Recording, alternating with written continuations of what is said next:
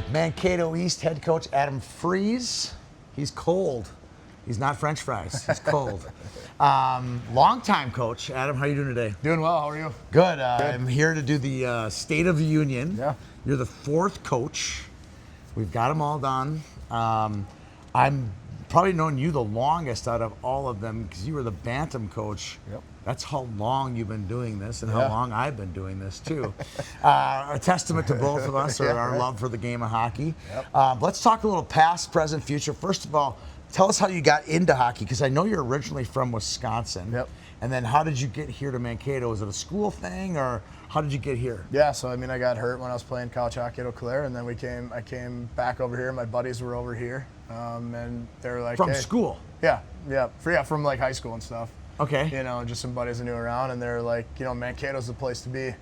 So Still I is, came isn't it? Yeah. Well, I haven't left. So All right. So I came here and never really left, and I was coaching hockey back at home, and then that was the first thing I did when I got here was, hey, well, I want to coach youth hockey, and I got put on a Pee Wee B team, and we were pretty successful. I think I had 2 years of that, and then I did a Bantam B1 team, and then I coached Bantam Mays for I think 5 years, and then I took over the high school job. Yep. That's impressive. You went from Pee Wee B's to the X. Yeah. Yep. And that's why I always joke. I mean, you look at Pat at Hermantown and a lot of these guys who they literally cut their teeth coaching at the Bantam level, and now they're coaching at the high school level, at the high school level. Yeah. That's an interesting. I never even thought about. I never knew that about you, that you coached PVBs. That's cool. So okay, let's talk about that. You were the youth coach, then you became the high school coach, and I feel like that's when you really started to hit your coaching stride. Yeah. You started to learn early in that tenure at East, when you started to make some section finals and make it to state tournament. Talk a little bit about, as a coach, what were some of those aha moments when you in that first few years at East, when you had some success there? Yeah, I think when I took the coaching job at East, I said, I was in my mind, I was like, we're gonna have to do something with this, right? I just, when you're coaching youth hockey, you always wanted to coach youth hockey because you love the game, you love the sport, right?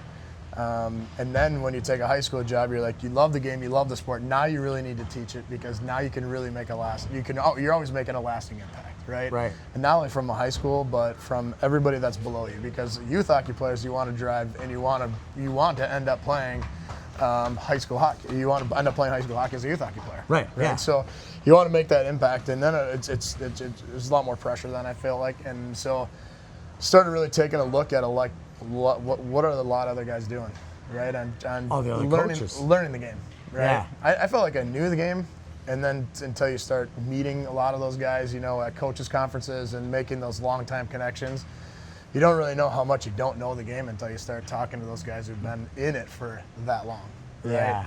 And I would say even since 2012, when I took over, the game has changed so much more from 2012 to 2026, and I feel like even this year at the state tournament, I left the state tournament with about a page full of items that I want to start incorporating into our game. Isn't that crazy? Yeah, and just watching the game and kind of seeing how things are changing on neutral zones and stuff like that. So, it's going to be. I'm excited for what's next year, but I think over this last, I've learned so much about hockey, and just how to teach it and the sport and how it's played, and it's pretty fun. From an administrative perspective, I remember talking to a coach 10 years ago. He was a Bantam coach, and he jumped in. He was coaching a high school team, a lauded high school coach, a Bantam coach, and he didn't realize how much administrative work goes into being the coach of a high school team versus when you were the Bantam coach, where you had a team manager who did a lot of stuff. You got a bit of a booster club that helps out a little bit. Yeah. But talk about the administrative load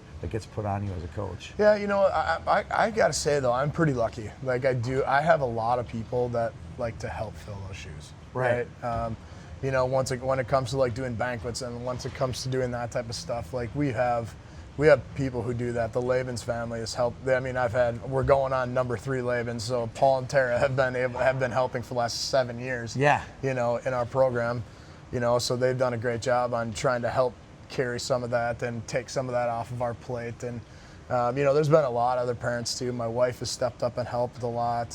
So a lot of that stuff. I always say I like to coach the game. The other stuff, the other people like the senior nights and the parents' nights and the all that other stuff. And I like Good for to you. I like to push the game and like to push Cougar hockey, and coach the game. And that's my favorite thing to do. Okay, let's talk about this team you had this past year. Yeah. Section semifinal, difficult loss at Londarina against Mankato West. Talk a little bit about this year's team and the progress and what you're looking for next year. Yeah, I think obviously last year that one hurt. We kind of had a little bit. We had some stuff going on during the season, that we had to work through. The adversity, right? We always talked about the adversity. It's never easy, but if you want to be really great, you're going to have to fight some adversity in your life. And then it got to the last month, and I walked in after one of our practices. It's probably one of the better practices we've had. And I said to my guy, came in the coach's room, I said, guys, this is the turning point. This night is the turning point. And it was. I mean, we played really well at the end. We did a lot of good things. Our statistical numbers came back. Our power play was better. Our penalty kill was a lot better. Our possession times our gaps were much better. Our turnovers were much less. And then we started playing like a lot better of a team. And I thought that carried us through. And then we get into the playoffs, and I was like, Marshall was a good team. I mean, they carried some. Yeah. And then I thought that we just took care of business that night, and we really hadn't been able to take care of business the whole year. Right. And then we did that. Periods, yeah, really? right. Yeah. Well, 51 minutes. We always talk 51 minutes. When we could play 51 minutes, I thought that we finally did it. And I thought we played 51 minutes against West too. So it sucked how that ended, but I think. I had one-on-ones with all my players, at this point in time. And again, when you look at the past and where you're at today, I feel like this group is hungrier than a lot of the groups that I've had in the past, right? And they're like, I feel like their attitudes are like, okay, we don't want that to happen, and we feel like we really can get there, but we're gonna have to put some more work into it. You watch the PVBs, the PVAs, the Bantam Bs, the two good Bantam B teams, Yeah. Bantam A's, Yeah. all had great seasons. Yeah. Your squirt teams had some good Yeah. wins this year as well. Right. It's a pretty exciting time for Mankato hockey, and you're going to coach. You and Nate are going to reap the benefits of that at the high school level. What's one of the key things? I just asked Amber the same question. What's one of the key things that's helped kind of that resurrection? Her answer was really good. I'll give you her answer in a second. What do you think was one of the things, moments like, hey, we've seen hockey really take off here? If anybody would know it, where it was and where it is today, it's night and day. Yeah. Well, I'll go back to when my kid was my son. Now I can say now I've spent at least a single year in every single level, from like 1, 2, 3, 4, 5 to squirts to peewees and bantams to high school. Right. I've almost coached all. So we incorporated the in-house squirt program. Nate talked about that for sure. And that's when, that's why I believe we're seeing the success we're seeing today, right? Do you know what her answer was? Hockey day. No, that's a good answer too. No, her answer was the WCHA Big Ten breakup, Mankato's success, the Minnesota State Mankato success.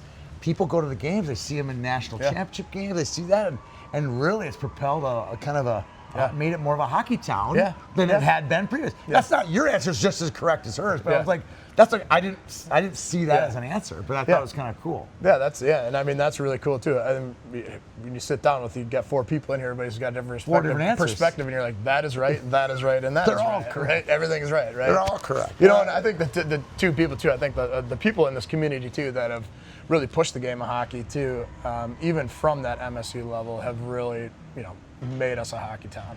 And I think a lot of people don't really know it, and then all of a sudden they're like, yeah, Mankato's pretty good this year, and then you go back and you look at their youth teams, and especially the state tournaments we're having this year. We had a high school girls team, we had a high school boys team, we had 3, youth teams go to state. I mean, that's pretty special.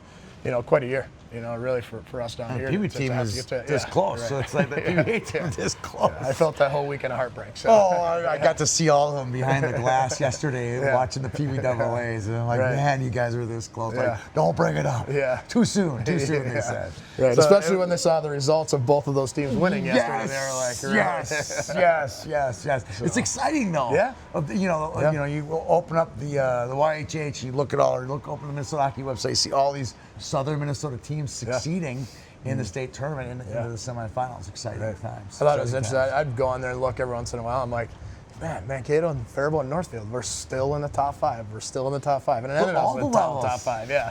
Yeah, it's fun. It's fun. You know, and I talked to Nate about this yesterday on the phone preparing for this, and I got a chance to see the Mankato Bantam A team. And I'm watching the coaches coach and doing all those things. I'm looking down the bench and got to know Darren pretty well, Darren Blue pretty well. I'm like, every Bantam A or Bantam AA coach should have a Darren Blue on the bench mentoring them. Yeah.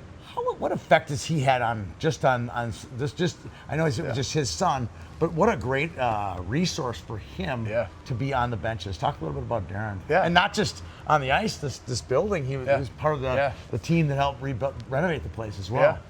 Yeah, and you know, Darren. I talk to Darren quite frequently, right? So he's a mentor to you too. Yeah.